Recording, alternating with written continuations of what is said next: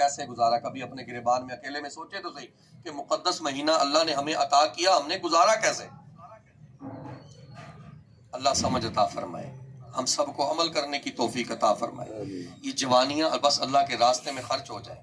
دیکھو انگریزوں نے اتنا خطرناک وار کیا ہے، کسی کو پتہ ہی نہیں چلا وہ انگریز مسلمانوں کے ساتھ کیسے کھیل رہے ہیں۔ انگریزوں کی بات مانتے ہیں، فخر کرتے ہیں، سینہ چوڑا کر کے چلتے ہیں، حالانکہ انگریز گناہ کا کام ہے۔ وہ ٹائی شائی لگائے، ہمارے مسلمان ٹائی لگاتے ہیں، چوڑے ہو کے چلتے ہیں، فخر کرتے ہیں میں نے ٹائی لگی، پتہ نہیں کی توپ چیز بن گیا، حالانکہ گناہ کا کام ہے، عیسائی کی نشانی ہے یہ۔ اور یہ مسلمان لوگ انگریزوں کی، یہودیوں کی، غیر مسلم کی نقلیں کر کے فخر کرتا ہے، اگر حضور کی نقل کرتا ہے پھر شرم محسوس کرتا ہے۔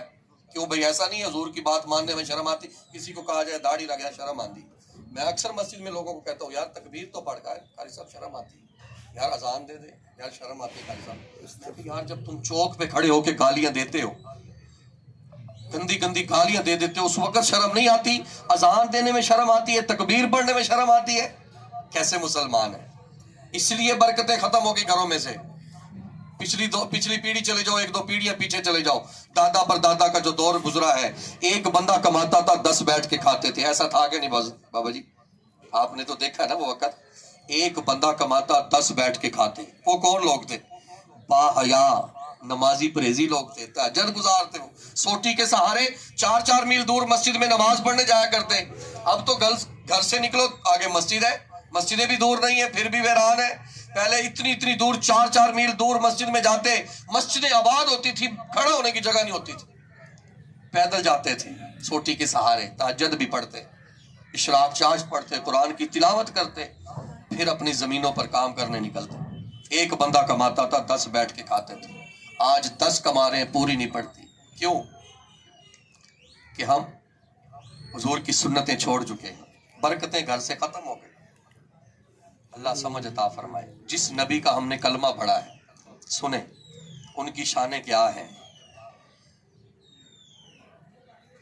پوری دنیا کے دریا سمندر اکٹھے کر لیے جائیں، حضور کی شان بتا رہا ہوں، پوری دنیا کے سمندر دریا اکٹھے کر لیں، اس کی سیاہی بنائی جائے، اور ساری دنیا کے درخت، ایک ملک کے نہیں، پوری دنیا کے درخت کاٹ کر اس کی کلمیں بنائی جائیں، اور حضور کی شان لکھنا شروع کر دو، کلمیں گھس جائیں گی، دریا سمندر ختم ہو جائیں گے، حضور کی شان ختم نہیں ہوگی۔ اس نبی کا کلمہ ہم نے پڑھا ہے، وہ شانوں والا نبی ہے ہمارا۔ سنیں توجہ سے، جس نبی کا ہم کلمہ پڑھتے ہیں اللہ نے شانیں کیا عطا کی ہیں، اسے فخر کیا کرو۔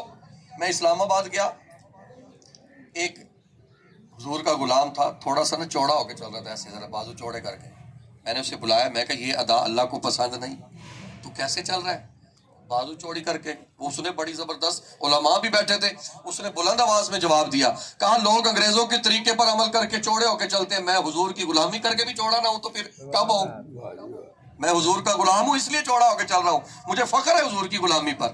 وہ ایک عالم دین بیٹھا، اس نے جلدی اس کو جپی بالی ماتا چوما، کیا زبردست جواب دیا ہے، حضور کی غلامی میں فخر کرو۔ تھوکتے نہیں وہ تخت سکندری پر، جس کا بستر لگا ہوا آقا تیری گلی میں۔ بایزید بستامی، اللہ کے ولیوں کی، حضور کے غلاموں کی ہسٹریاں پڑھیں، جب یہ بادشاہوں کے سامنے جاتے تھے آنکھوں میں آنکھیں ڈال کے بات کرتے، سر جھکاتے نہیں تھے۔ ابھی بھی حدیث پاک ہے، کسی علماء کو کسی بادشاہ کے دروازے پر دیکھو، اس کے ایمان پر شک کرو۔ آج ہمارے علماء کو کیا ہو گیا؟ ذمہ داروں کے دروازے پر بیٹھے 2 گھنٹے بیٹھے، ذمہ دار میٹنگ میں ہے جی صاحب، میٹنگ ہے جی، علامہ صاحب باہر بیٹھے نہیں، ان کو تھوڑی دیر اور بیٹھن، عالم دین ہے، مصلی رسول کے وارث ہے وہ، اور وہ ان کی ہم نے قدر کیا کی ہے؟ ایک عام نمازی کھڑا ہو کے بےزتی کر دیتا ہے۔ تربیت بتا رہا ہوں کہ علماء کی قدر بھی ہماری نزدیک ختم ہو گئی ہے۔ انجینئر، ڈاکٹر، جو جان بچانے والا ہے اس کی تنخواہ ہے 1 لاکھ روپیہ، جو ایمان بچانے والا ہے اس کی تنخواہ 10,000۔ علامہ صاحب ایمان بچاتے ہیں، ہمیں کس نے بتایا کتے کا گوشت حرام ہے؟ علماء نے بتایا نا۔ طلاق کے مسئلے، یہ ضروری مسائل کون بتاتے ہیں؟ علماء، اور پھر بھی ہم اس کی قدر نہیں کرتے علماء کی، اس کو نوکر سمجھا ہوا ہے کہ یہ ہماری مسجد کا امام ہے اور ہمارا نوکر ہے۔ اللہ عمل کرنے کی توفیق عطا فرمائے، ورنہ علماء کی قدر کی کتاب پڑھو ادب کی، کہ علماء کی قدر کیا ہے، اس کو پیٹھ بھی نہیں کرنا، اس کی جتی کے ساتھ اپنی جتی بھی نہیں رکھنی چاہیے. یہ علماء کی شان ہے.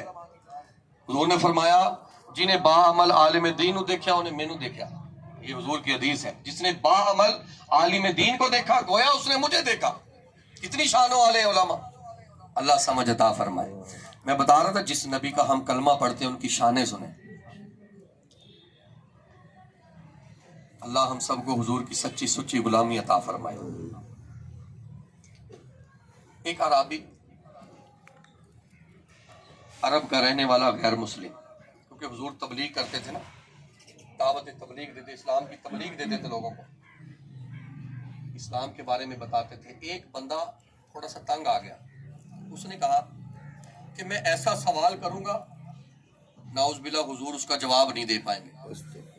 ساری رات اس نے سوال سوچا، سوال ذہن میں آ گیا. صبح صبح اٹھ کے آ کے کہا میرا ایک سوال ہے جی. حضور کی بارگاہ میں آیا، میرا ایک سوال ہے، اگر آپ وہ پورا کر دیں میں اسلام قبول کر لوں گا. میرے آقا صلی اللہ علیہ وسلم مسکرائے. حضور نے فرمایا کیا سوال ہے، بتاؤ کیا سوال ہے. کہا یہ جو درخت کھڑے ہیں نا چل کے آپ کے پاس آئیں. آج بھی خانہ کعبہ مکہ کے قریب وہ مسجد موجود ہے جو درخت والی مسجد کے نام سے مشہور ہے. میں وہ دیکھ کے آیا. سرکار نے فرمایا کیا سوال ہے کہ حضور یہ جو درخت کھڑے ہیں چل کے آپ کے پاس آئیں، آپ انہیں اشارہ کریں بلائیں. میرے آقا صلی اللہ علیہ وسلم مسکرایا. آپ نے فرمایا بس اتنی سی بات ہے، ایسا کرو میرا پیغام ان درختوں کو دو. یہ درخت جانتے ہیں میں کون ہوں. ان درختوں کو جا کر صرف میرا پیغام دو کہ تمہیں اللہ کا نبی بلا رہا ہے. وہ حیران ہو گئے یہ کیسے ہو سکتا ہے، یہ کیسے ہوگا. پھر بھی چلو دیکھتے ہیں تماشا ہی صحیح، آگے دیکھتے ہیں ہوتا کیا ہے. اس عرابی نے جا کر درختوں کے پاس جا کر کھڑے ہو کر کہا اے درختوں تمہیں اللہ کا نبی بلا رہا ہے. رب کعبہ کی قسم میں ذمہ داری سے بات کر رہا ہوں، احادیث دکھا سکتا ہوں. درختوں نے جب حضور کا پیغام سنا دائیں بائیں آگے پیچھے ہلنا شروع کر دیا. اپنی جڑوں کو اکھا کر حضور کے قدموں میں آ گئے. ہر پتے سے آواز آئی السلام علیکم یا رسول اللہ. ہر پتے سے آواز آئی. درخت جانتے ہیں یہ کون ہے، اشارہ کس کا ہے. اب وہ عرابی کہنے لگا، وہ تو سر پیٹنے لگ گیا یہ کیسے ہو گیا. پھر سوال کر دیا. حضور سے کہیں پھر اپنی جگہ پر جا کے کھڑے ہو جائے. حضور نے اشارہ فرمایا جاؤ اپنی جگہ پر جا کے کھڑے ہو جاؤ. درخت جا کر اپنی جگہ پر کھڑے ہو گئے. درخت جانتے ہیں اشارہ کس کا ہے. سورج واپس آیا، سورج جانتا ہے اشارہ کس کا ہے. ابو جہل کی مٹھی میں پتھروں نے کلمہ پڑا، وہ پتھر جانتے ہیں اشارہ کس کا ہے. ہرنی اپنے بچوں کو لے کر حضور کے قدموں میں آ گئی. ہرنی جانتی ہے اشارہ کس کا ہے. انسان ہی نہیں جانتا، انسان بول گیا ہے. سرکار بار بار فرماتے ہیں نماز میری آنکھوں کی ٹھنڈک ہے، آؤ نماز پڑھو. ہمارے پاس ٹائم ہی نہیں ہے نماز کا. ہر چیز کے لیے وقت نکالتے ہیں، کیا کاروبار کے لیے وقت نہیں نکالتے ہم؟ یاروں دوستوں کے لیے وقت نہیں نکالتے؟ اخبارات پڑھتے ہیں، بتاؤ کسی کو اخبار پڑھنے سے کچھ ملا؟ بتائے مجھے کوئی بندہ ثابت کر دے میں اخبار پڑھتا ہوں جی مجھے بہت کچھ فائدہ حاصل ہوا. اور اتنی دیر تو اگر قرآن کی تلاوت کر اللہ کی قسم وارے نیارے ہو جاتے. تو کر کے تو دیکھ قرآن کی تلاوت. تو نے اس کو عام کتاب سمجھ رکھا ہے، الماریوں تک محدود رہ گئی. بس 2 سال الماریوں میں بند پڑی ہے. ہماری مسجد میں قرآن ایک خاتون لے کے آئی، 22 سال بعد الماری سے نکالا. 22 سال بعد جب ہم نے قرآن کھولا تو آدھا قرآن کیڑے نے کھایا ہوا تھا. میں نے پوچھا اس اماں سے، میں کہا اماں یہ کہاں سے لائے؟ کہا 22 سال پڑا رہا روشن دان کے اوپر. آج کیوں اتارا بھائی؟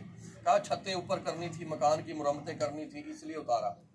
قرآن 22 سال بند ہی پڑا رہا. پھر کہتے ہیں گھر میں اللہ کی رحمتیں نہیں ہوتی، گھر میں پریشانی ہے، کل سب تویز دے دو، کل سب دعا کر دو. پھر دعائیں بھی اثر نہیں کرتی جب گھر میں ٹوٹلی بے نمازی ہو. ایک حدیث یاد آ گئی. ایک صحابی کے گھر کے آگے سے نا ایک بندہ گزرا، پردہ اٹھا ہوا تھا. ایک بندہ گزرا، اس کی نظر پڑ گئی. اچانک اس صحابی کے گھر پریشانی آئی. اچانک وہ سارے اپنے اپنے گریبانوں میں جھانکنے لگ گئے کسی سے کوئی غلطی تو نہیں ہوگی، یہ پریشانی آئی کیوں؟ حدیث بیان کر رہا ہوں. کسی سے کوئی غلطی